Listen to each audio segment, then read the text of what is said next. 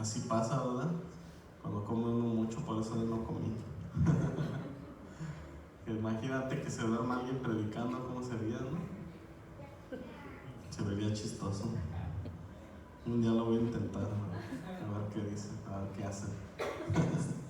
Amén. Vamos a orar por la palabra. Señor, te damos gracias, Padre mío, por tu presencia. Te doy gracias, Señor, porque tú siempre nos escuchas, amado. Yo te ruego por esta palabra, Señor, que se va a impartir en esta hora, Padre, con la autoridad, Señor, impartida de mis padres espirituales. Señor Jesús, te ruego que me permitas enseñarla, Padre, que pueda ser entendible, Señor, a cada uno de nosotros, amado Dios. Te pido, Señor, que tu Espíritu Santo se manifieste entre nosotros, papá.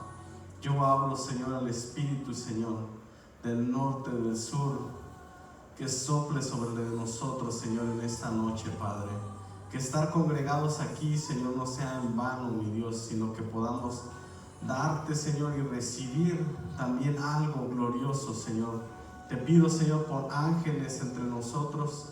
Te pido, Señor, por tu sobrenaturalidad, Señor, entre nosotros, Padre. Te damos gracias, Señor Jesús, en el nombre de tu Hijo amado, Padre amado. Gracias, Señor. Amén. Dale un aplauso bien fuerte al Señor. Puede tomar su lugar. Hoy les quiero hablar, el tema que traigo el día de hoy se llama la identidad por medio de la intimidad con Dios. Vamos a leer en Mateo capítulo 16, versículo 13, del 13 al 17.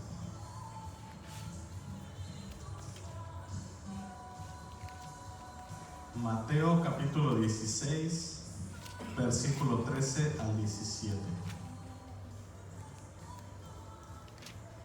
¿Lo tienen? Amén. Dice: viniendo Jesús a la región de Cesarea de Filipo, preguntó a sus discípulos diciendo: ¿quién dicen los hombres que es el Hijo del Hombre? Ellos dijeron: unos Juan el Bautista, otros Elías, y otros Jeremías o alguno de los profetas. Y les dijo: ¿y vosotros quién decís que soy yo? Respondiendo Simón Pedro dijo: tú eres el Cristo, el Hijo del Dios viviente. Entonces le respondió Jesús: bienaventurado eres Simón, hijo de Jonás, porque no te lo reveló carne ni sangre, sino mi Padre que está en los cielos. Y yo también te digo que tú eres Pedro, y sobre esta roca edificaré mi iglesia, y las puertas del Hades no prevalecerán contra ella. Llega un momento en nuestro caminar cristiano que se nos hace esa pregunta, o que tú mismo te haces esa pregunta. Yo no sé si tú has llegado a ese punto en el que dices: ¿quién es Dios? ¿Quién es Jesús? ¿Por qué voy a la iglesia? ¿Por qué oro? ¿Por qué leo la Biblia? ¿Por qué tengo que congregarme? ¿Por qué tengo que servirle a Dios? Yo no sé si tú has pasado por un momento en el que de repente sientes una duda de quién es Dios o de quién eres tú.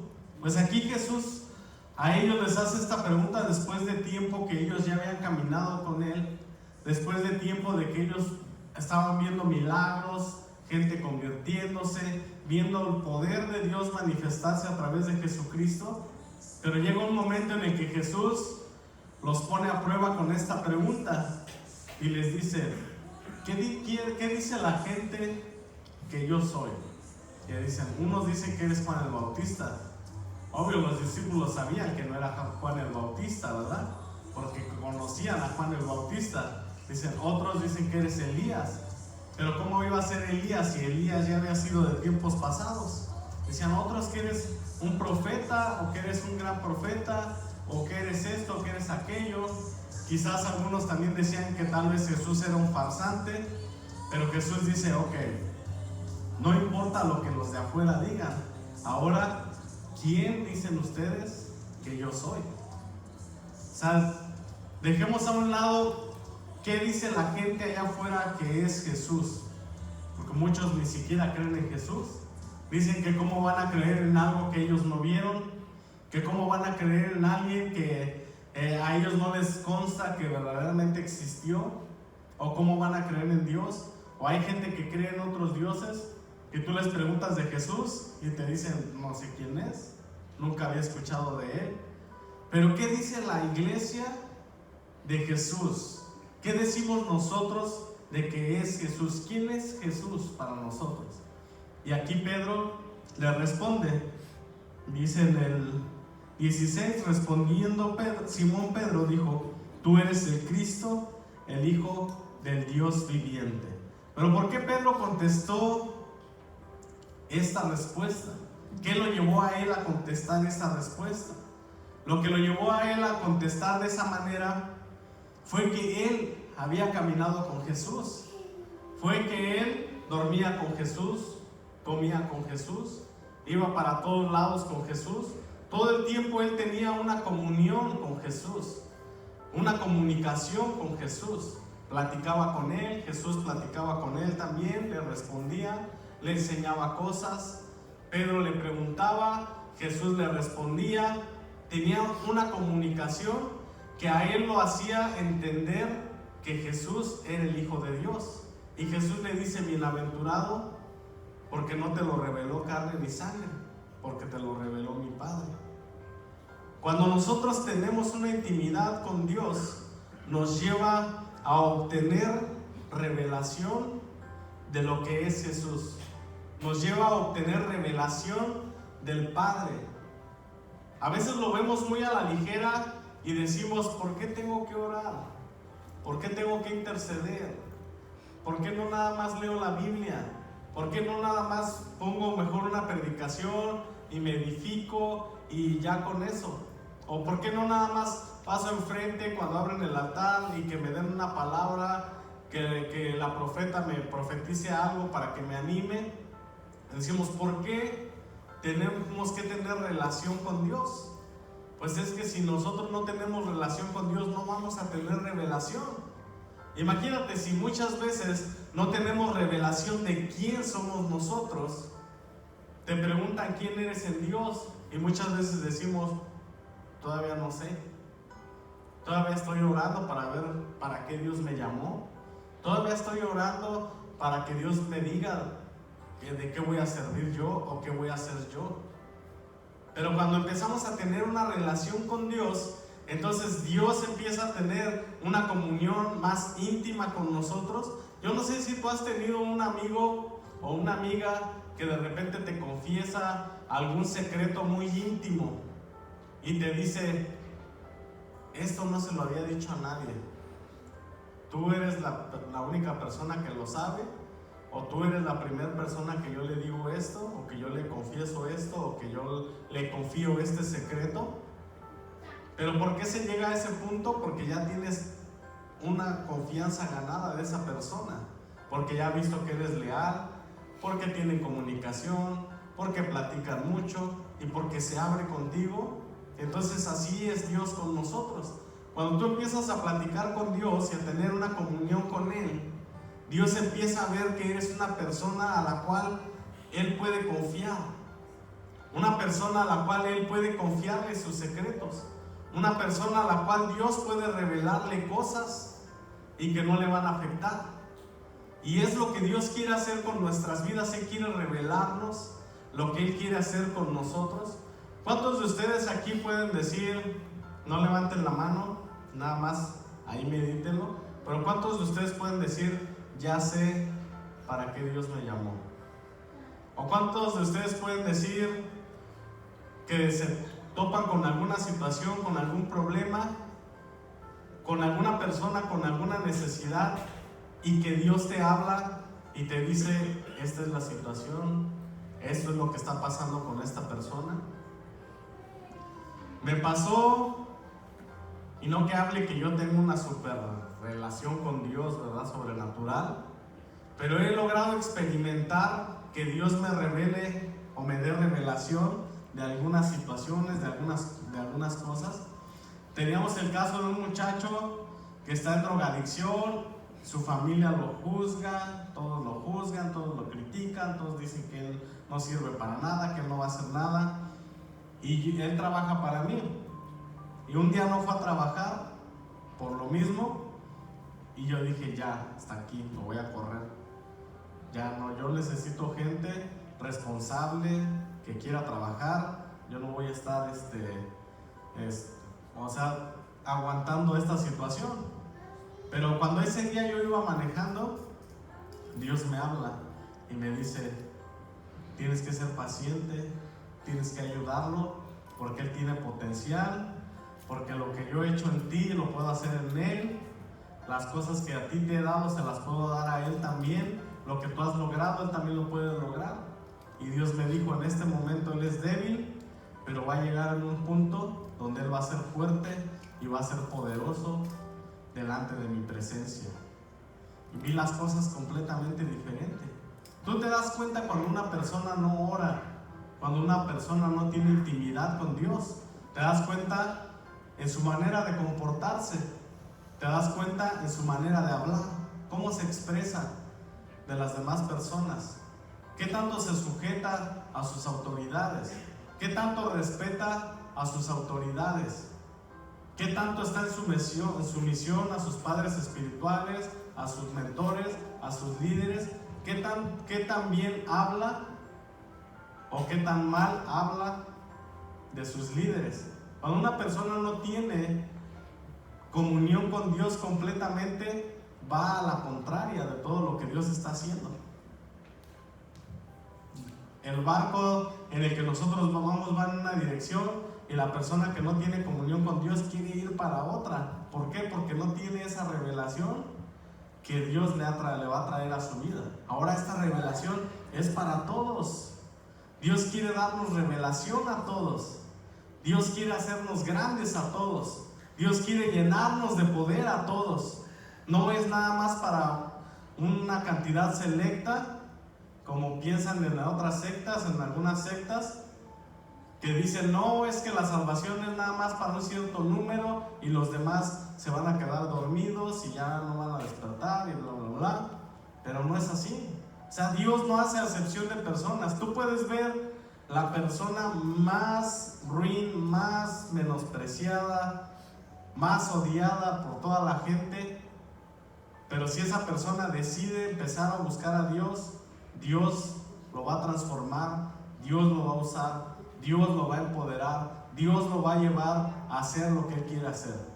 Pero todo está en que nosotros tomemos esa decisión de decir, voy a orar, voy a tener intimidad con Dios.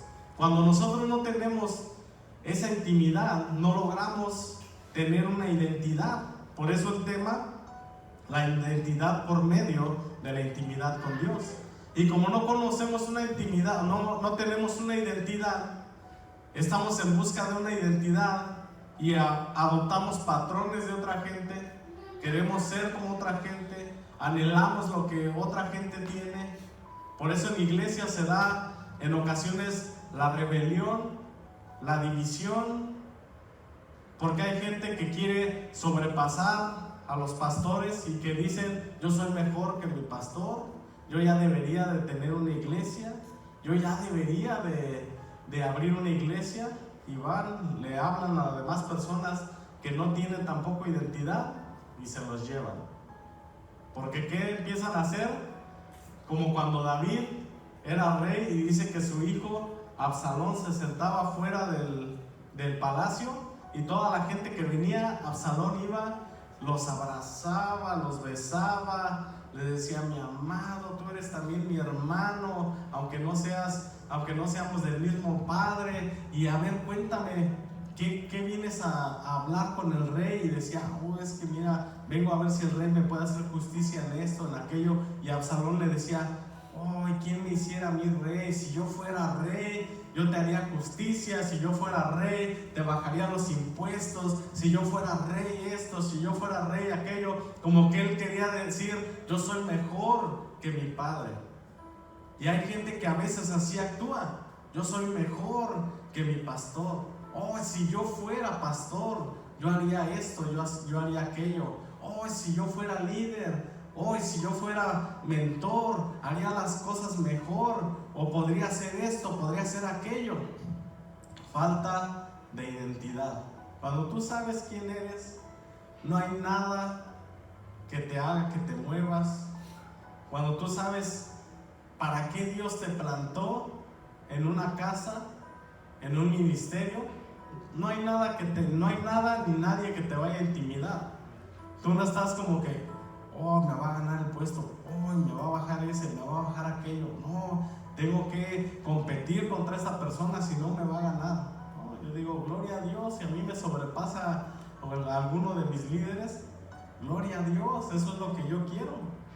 O sea, que los que yo tengo a mi cargo crezcan mucho más que yo en revelación, crezcan mucho más que yo en entendimiento, que puedan hacer las cosas mucho mejor que yo, que no se equivoquen.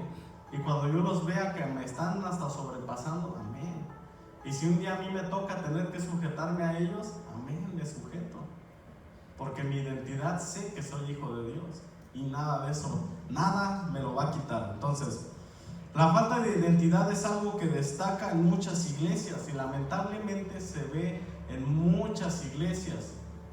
Aquí no, ¿verdad? Y dicen allá en México, aquí no. La falta de identidad es algo que destaca en muchas iglesias. Vivimos vidas religiosas y legalistas. ¿Qué es religiosa o legalista? Es tratando de vivir conforme a la ley, pero sin una relación con Dios. O sea, tratamos de vivir, no, la Biblia dice que esto es malo, no, la Biblia dice que esto no se debe de hacer, no, no puedes hacer aquello, no puedes hacer esto, no te puedes vestir así, no puedes ir aquí, no puedes ir allá, ¿verdad? Por eso de ahí vemos muchos que hasta te prohíben ir al cine, que hasta no puedes ir a ver una película de Disney porque es satánica, porque el diablo ahí te va a chupar la bruja o que no sé qué. O sea, de ahí que cosas bien pequeñitas que te prohíben, ¿pero por qué? Porque no tienen una relación con Dios, pero sí tienen una relación con la ley de Dios. O sea, sí son bien firmes para aplicarle la ley a otras personas, pero a ellos mismos a veces no se la aplican. Por eso hay una parte en la Biblia, cuando Jesús decía, ustedes que cuelan el mosquito y se tragan el camello. O sea, en cosas bien pequeñitas a veces hacemos todo un escándalo, pero hacemos cosas peores que las permitimos. ¿Pero por qué? Falta de identidad, falta de relación con el Señor. Entonces, tratamos de vivir una vida conforme a la ley, pero sin una relación con Dios. De ahí que cuando pasamos alguna situación difícil nos frustramos o no sabemos qué hacer y en ocasiones dudamos de si Dios podrá librarnos o no. ¿No te ha pasado? A mí me llegó a pasar. Pasaba momentos difíciles y decía, ¿será que Dios no está conmigo? ¿Para qué? Decía, ¿por qué Dios me llamó y me está dejando sufrir? ¿O me está dejando pasar por pobreza? ¿O por qué me llamó y está dejando que sea yo destruido por esta situación o por aquella? Me entraba una duda cuando me venía algún problema, cuando se me descomponía un carro, cuando me quedaba sin trabajo, cuando me dejaba la novia. No, y esta por fe nunca me va a dejar, ¿verdad? Amén. Pero cuando me rompía el corazón y decía, ¿por qué, Señor, si yo te sirvo? ¿Por qué tengo que sufrir esto? ¿Por qué tengo que sufrir aquello? Falta de identidad. No tenía una identidad firme que decía, yo sé que Dios me va a salvar. Les voy a hablar sobre la vida de 4 jóvenes que confiaban plenamente en que Dios los libraría en momentos de dificultad. Gracias. Que Dios los libraría en momentos de dificultad porque tenían una seguridad en Dios y tenían una identidad en Él. Sabían ellos perfectamente quién era Dios, qué Dios podía hacer en sus vidas y para qué Dios los había llamado y los había plantado. Vamos a leer en el libro de Daniel, en el capítulo 3,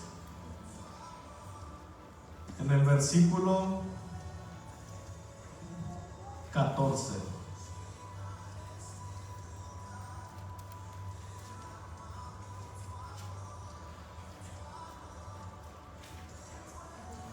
Daniel 3, 14. 14, del 14 al 18.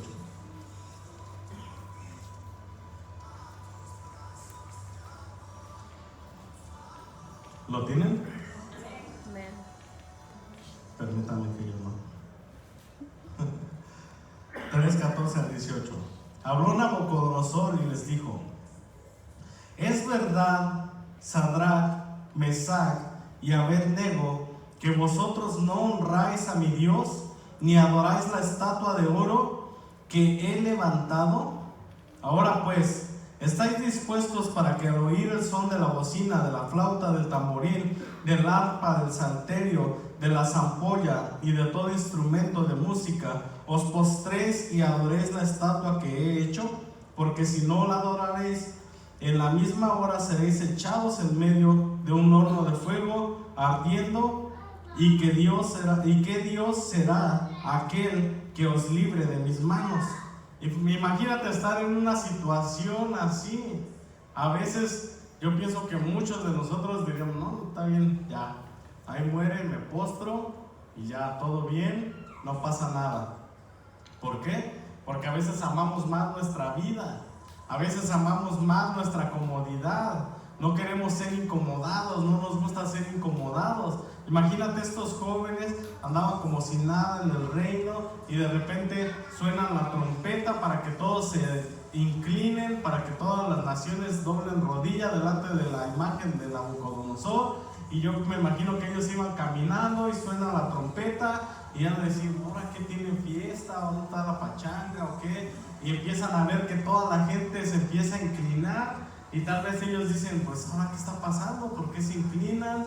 Y de repente vienen y les echan mano y se los llevan, y quizás ellos decían: pues ahora qué es, ¿por qué? ¿A dónde nos llevan o qué?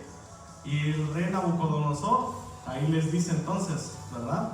Les dice: es verdad, Sadrach, Mesach y Abed-nego, que vosotros no honráis a mi Dios ni lo adoráis. Porque a veces cuando estás pasando por una dificultad, va a venir el enemigo y te va a decir: es verdad que esta situación que estás pasando no te está haciendo que dobles la rodilla delante de la situación. Es verdad que esto que tú estás pasando, o esta dificultad, no está logrando que tú te rindas de buscar a Dios. Es verdad. Y ahí el rey les dice: bueno, ¿están dispuestos para que otra vez sonemos la bocina y ustedes se postren? Y si no se postran, los voy a aventar al horno de fuego. Y el enemigo a veces así viene con nosotros. Y dice: no te estás doblando ante lo que te está pasando. Pues si no te doblas, te va a ir peor. Si no dejas de ir a la iglesia, te va a ir peor.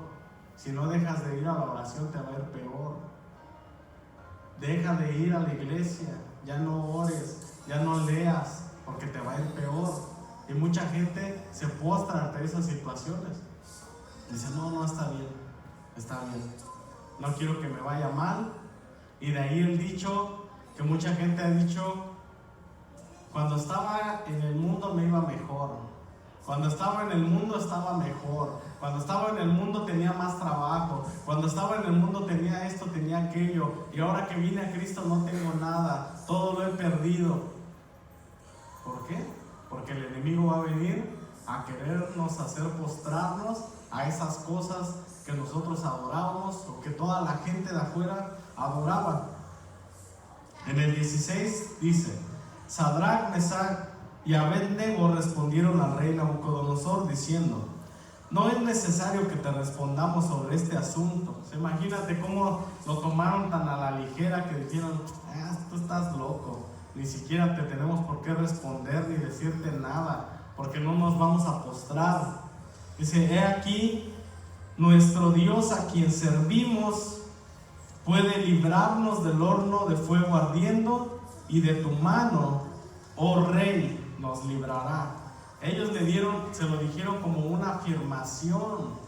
Dijeron: el Dios delante del cual servimos, porque ellos entendían que mientras que ellos servían a Dios continuamente, Dios los iba a proteger, Dios los iba a guardar, pero era requerido servir delante de Él todo el tiempo. Ahora, ¿cómo servían ellos a Dios? si no estaban en una iglesia, no estaban en una congregación, estaban en un reino en el cual ellos adoraban a otros dioses, pero ellos servían a Dios con su oración, con su ayuno, con la búsqueda a Él. Por eso decían: el Dios al cual nosotros servimos, porque no te servimos a ti. Decían: porque nosotros estamos aquí y estamos bajo tu poder, pero al que servimos es a nuestro Dios, no es a ti. Y le dijeron: y Él nos puede librar de tu mano. Decían: si no sabías, mi Dios es más poderoso, que nos puede librar de tu mano, oh rey. Después en el 18 le hacen otra afirmación y le dicen: y si no, sepas, oh rey, que no serviremos a tus dioses, ni tampoco adoraremos la estatua que has levantado. O sea que ellos dijeron: ¿sabes qué? Dios nos puede librar, tenemos la certeza de que Dios nos puede librar, y si no nos libra, ni aún así nos vas a doblegar. Si no nos libra, ni aún así vamos a negar a nuestro Dios, ni aún así nos vamos a inclinar ante dioses ajenos. Imagínate, o sea, estos jóvenes, ¿qué identidad tenían en Dios para negarse aún a su propia vida? Para no aferrarse aún a vivir, para decir: ¿nos quieres aventar? Aviéntanos. Nos vamos a morir, nos vas a matar por no servir a tus dioses, mátanos. Confiamos en que Dios nos va a librar de tu mano, y si no es así, como quiera no vas a hacer que nos postremos. Y esa es la postura que tenemos que tener en todo tiempo. No postrarnos ante ninguna circunstancia adversa.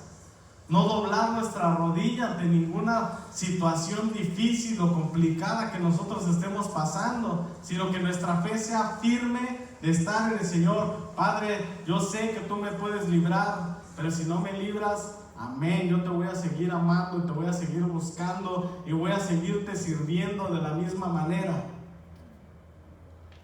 Estaban decididos a perder la vida antes que sujetarse a una ley que iba en contra de sus principios y de su identidad.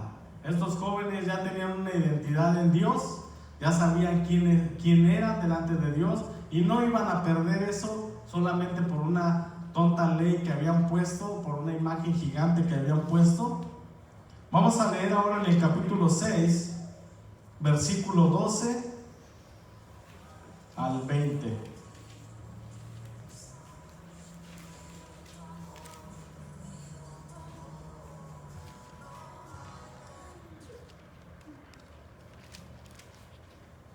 Daniel capítulo 6, versículo 12 al 20.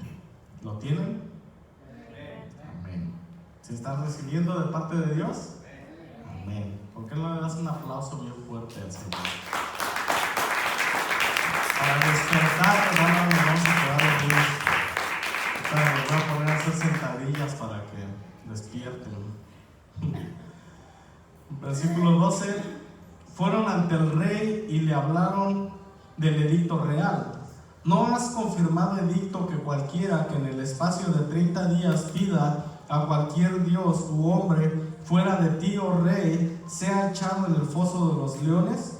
Respondió el rey diciendo: verdad es, conforme a la ley de Media y de Persia, la cual no puede ser abrogada. Entonces respondieron y dijeron delante del rey: Daniel, que es de los hijos de los cautivos de Judá, no te respeta a ti, oh rey, ni acata el edicto que confirmaste, sino que 3 veces al día hace su petición.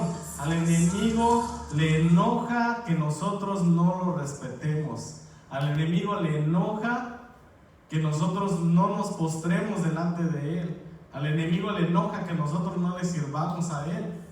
Y siempre va a buscar la manera de que nosotros lo adoremos, no abiertamente, ¿verdad? De que digas: ya no le sirvo a Dios, ahora le sirvo a Satanás.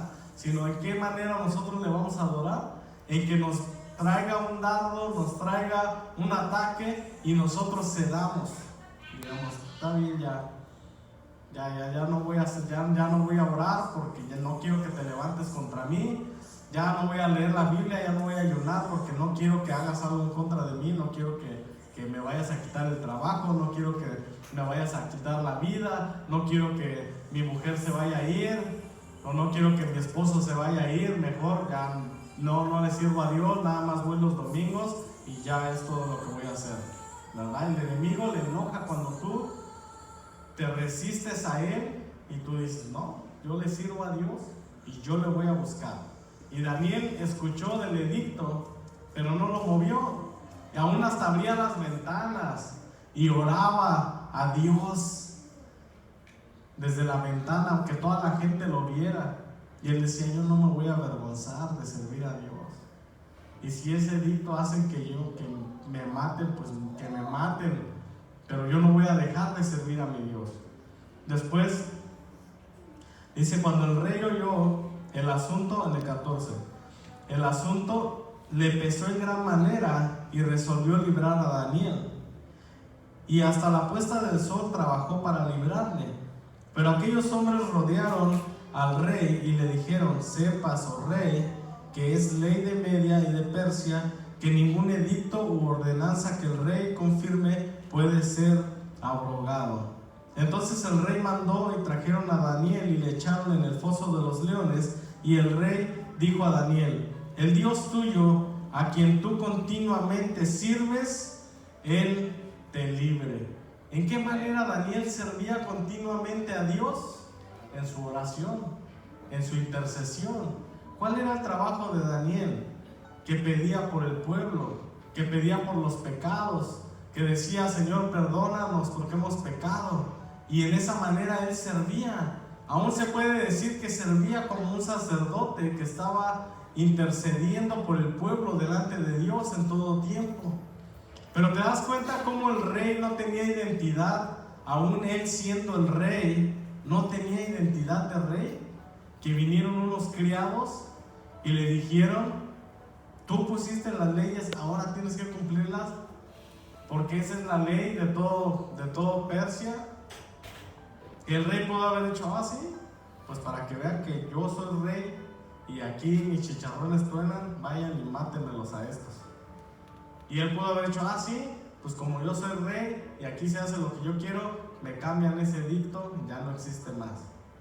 Pero el rey mismo se dejó intimidar por estos hombres, que hizo que Daniel fuera arrojado al foso de los leones.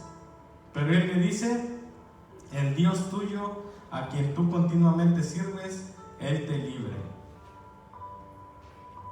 Déjame buscar en el 19.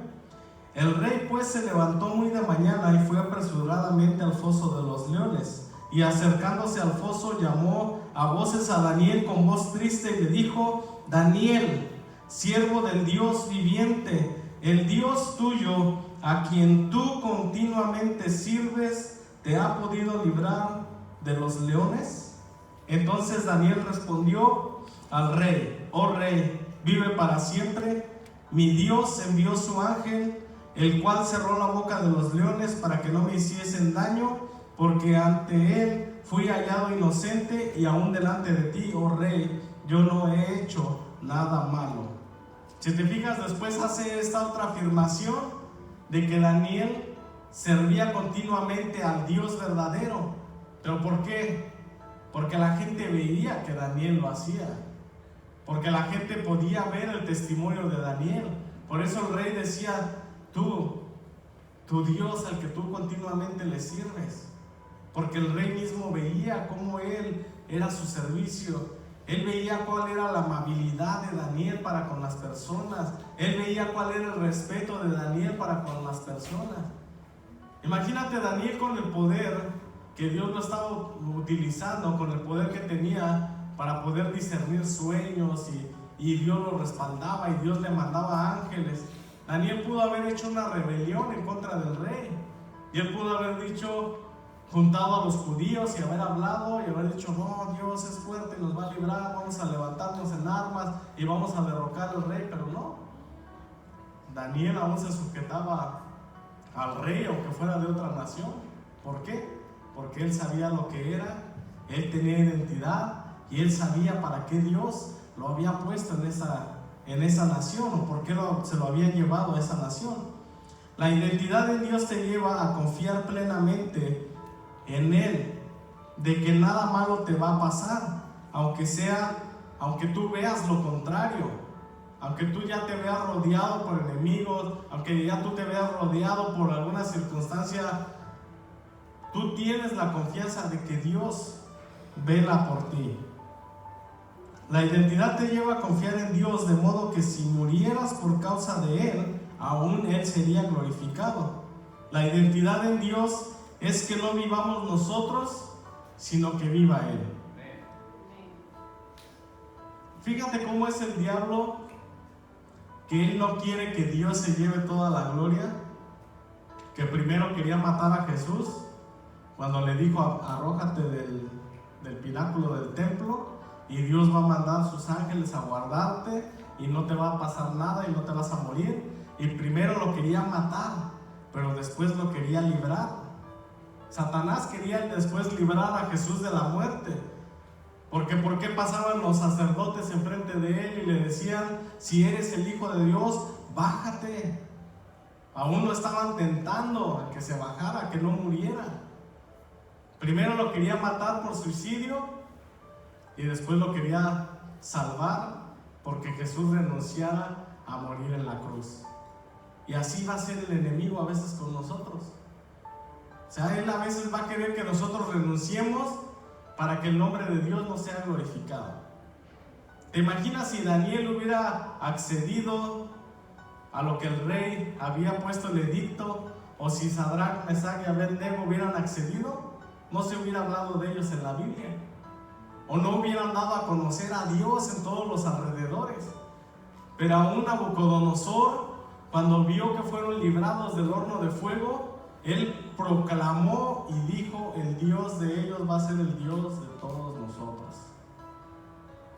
Dijo: y todos se van a postrar delante de él y todos lo van a buscar. Y igual Darío dijo: el Dios de Daniel, él es el Dios verdadero.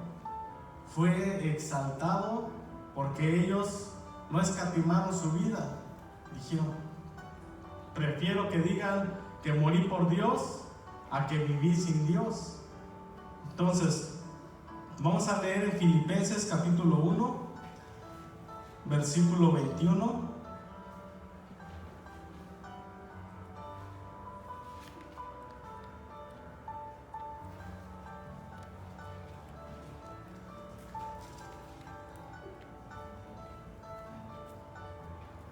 ¿Lo tienen?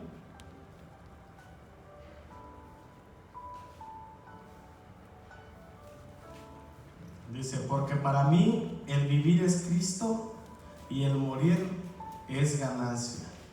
Aquí el apóstol le entendía lo mismo que entendía Daniel y lo mismo que entendían los otros jóvenes, que él decía: para mí vivir es Cristo y morir es ganancia. Él decía: si yo me muero por la causa de Cristo, amén, para mí eso es una ganancia porque voy a estar delante de Él. Entonces, ellos entendían que Dios era el centro de todo. Pero ¿por qué ellos entendían eso? Porque lo conocían, porque les había sido revelado Cristo, les había sido revelada la paternidad de Dios. Ellos sabían que fuese lo que fuese, Él estaría todo el tiempo con ellos y no los iba a dejar en ningún momento. Vamos a leer en Romanos capítulo 8, versículo 35.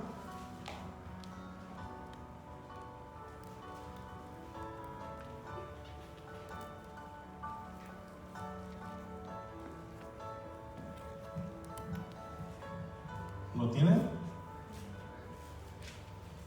¿Quién nos separará del amor de Cristo? ¿Tribulación o angustia o persecución o hambre o desnudez o peligro o espada? Como está escrito: por causa de ti somos muertos todo el tiempo, somos contados como ovejas de matadero. Antes en todas estas cosas somos más que vencedores por medio de aquel que nos amó, por lo cual estoy seguro de que ni la muerte, ni la vida, ni ángeles, ni principados, ni potestades, ni lo presente, ni lo porvenir, ni lo alto, ni lo profundo, ni ninguna otra cosa creada nos podrá separar del amor de Dios que es en Cristo Jesús, Señor nuestro. Y decía el apóstol, somos contados como muertos ya. Ya no vivimos nosotros para nuestros placeres. Ya no vivimos nosotros para nuestras necesidades. Ya no vivimos nosotros para otras personas. Ahora vivimos para Cristo. Y él decía, ¿y quién nos va a separar del amor de nuestro Señor? Él dijo, ¿estás pasando hambre? ¿Tienes alguna necesidad? ¿Estás en alguna angustia?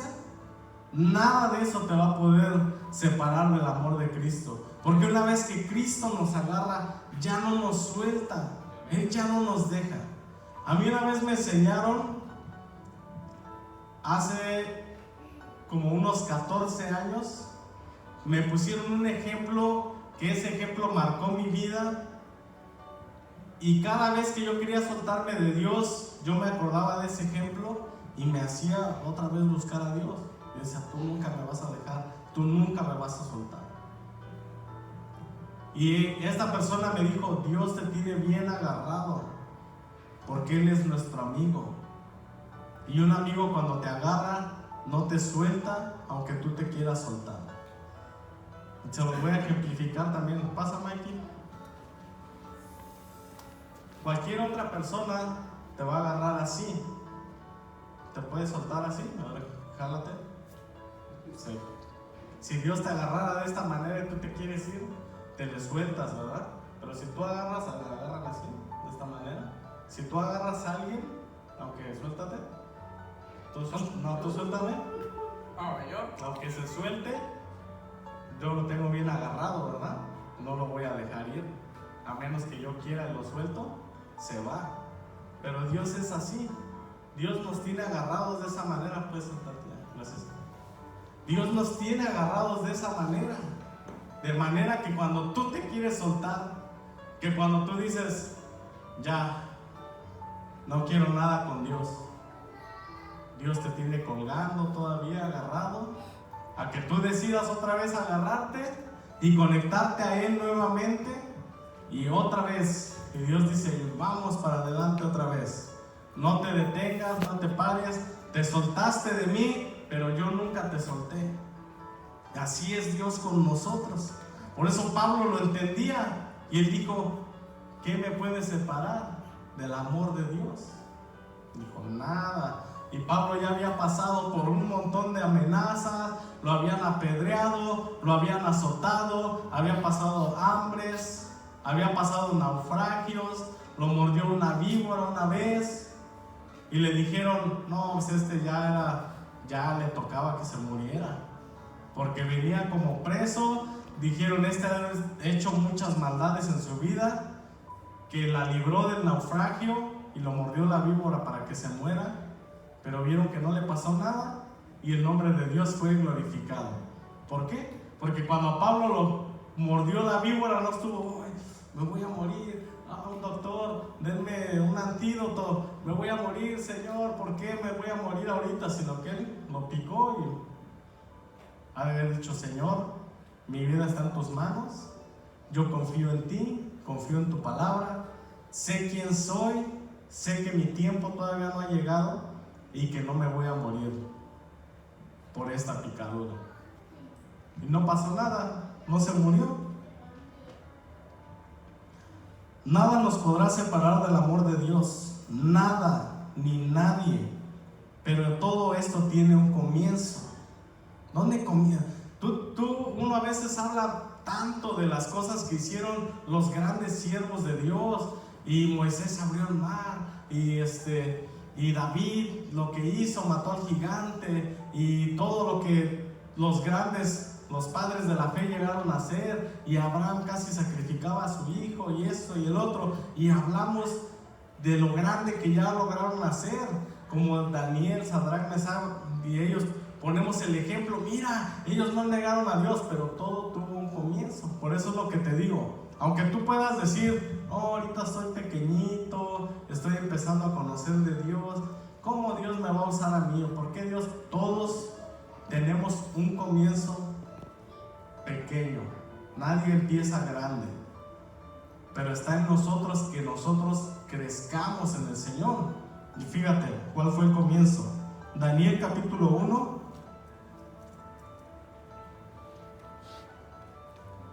Versículo 5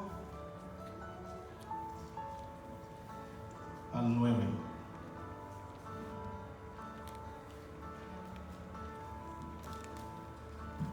Con este voy a terminar, si pueden ponerse de pie. Daniel capítulo 1, versículo 5 al 9. Y les señaló el rey ración para cada día de la provisión de la comida del rey y del vino que él bebía, y que los criase 3 años para que al fin de ellos se presentasen delante del rey. Entre estos estaba Daniel, Ananías, Misael y Azarías, de los hijos de Judá. A estos el jefe de los eunucos puso nombres. Puso a Daniel Belsasar, a Ananías Sadrach, a Misael Mesac y a Azarías Abed-nego. Imagínate, estos jóvenes están en el tiempo de la cautividad, en el tiempo en el que cae Jerusalén, después de tantas veces que habían llegado en contra de ellos y nadie había prevalecido. Llega el momento en el que es destruida, en el que es conquistada, y estos jóvenes son llevados con la incertidumbre. ¿A dónde los llevan? Para empezar, cuando llegaron, todo el ejército de Nabucodonosor dice que estaban matando a toda la gente, a todos los jóvenes. Pero ¿cómo a estos 4 jóvenes los guardaron, los apartaron, se los llevaron, no los mataron? Para empezar, desde ahí Dios los guardó, los apartó. Después los llevan, les señalan una comida que ellos iban a tener, una bebida que ellos iban a tener. No sé qué tipo era de comida, tal vez puras carnitas todos los días, con una coca de 2 litros, para que se pusieran robustos, ¿no? Dice en el 8: y Daniel propuso en su corazón no contaminarse con la porción de la comida del rey, ni con el vino que él bebía. Pidió por tanto al jefe de los eunucos que no se le obligase a contaminarse. Y puso Dios a Daniel en gracia y en buena voluntad con el jefe de los eunucos. Ahora, ¿quién decidió esto? ¿Daniel o lo decidieron todos juntos? ¿O fue algo que todos planearon? ¿Qué tanto tu vida está impactando la vida de los demás? O sea, Daniel propuso en su corazón y dijo, me imagino que estaba platicando con sus amigos, les dijo, ¿saben qué? Yo no voy a comer lo que nos va a dar, yo no voy a comer carne, no voy a tomar vino, yo voy a pedir que me traigan puras legumbres y que me den agua, porque no me voy a contaminar con la comida de este reino. Y me imagino que los otros 3 se vieron impactados por ello y dijeron, nosotros también. Cuando le digas, dile que también nosotros. Y tomaron la decisión de apartarse. Pagaron un precio para ser usados grandemente por Dios más adelante. Y todos los 4 fueron puestos como jefes, como gobernadores, como encargados. Fueron puestos en lugares grandes de eminencia porque pagaron un precio. Si leemos la Biblia, cerca de 1 millón o más, como 2 millones de personas fueron llevados a Babilonia. Pero ¿de cuántos de ellos la Biblia habla que se apartaron? De 4, ¿verdad? ¿Qué quiere decir esto? Que de entre todo el mundo que hay, nosotros hemos sido apartados para Dios. ¿Para dónde tú quieres llegar? ¿A dónde tú quieres que Dios te use? ¿Qué revelación tú quieres tener? ¿Qué quieres que Dios haga contigo? ¿Qué precio tú estás pagando para que eso pase? ¿Qué precio tú estás pagando para que tu ministerio al que Dios te llamó se acelere? ¿Qué precio tú estás pagando para que lo sobrenatural de Dios se mueva en tu vida? Cierra tus ojos.